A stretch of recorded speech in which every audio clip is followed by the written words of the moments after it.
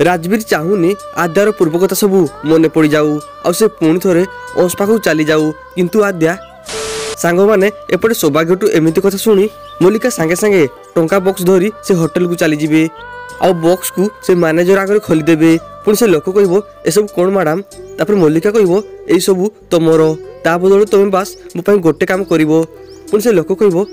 कौन मैडम यापर मल्लिका कह किछि दिन तले तुम होटेल छातरू जड़े झील तलू खसी पड़ा कौन तुम मन अच्छी तापर से मैनेजर कह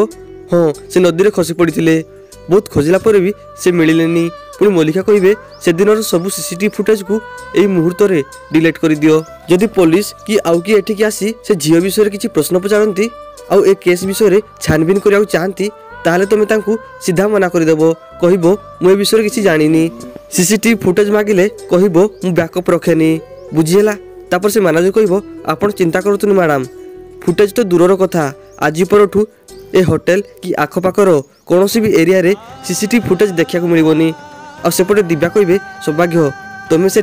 जहाँ भी कहीगल मो परिवार संगे संगे मते भी भितर बहुत आघात देछ मु तुम ठारू ये आशा करी सौभाग्य तापर सौभाग्य कहे तुम ठीक से देखिन दिव्या से देखिले एमती लगुला जमी से दुज मिसी मो दीदीर आज अवस्था करिसेंती। तो फ्रेंड्स आपण कौन लगुच मल्लिका कौन आउ धरा पड़ोनी कि हाँ कि नहीं आम कमेंट करी निश्चय कहतु। तो फ्रेंड्स आपण आज इंटरेस्टिंग एपिसोड देखा मिलो।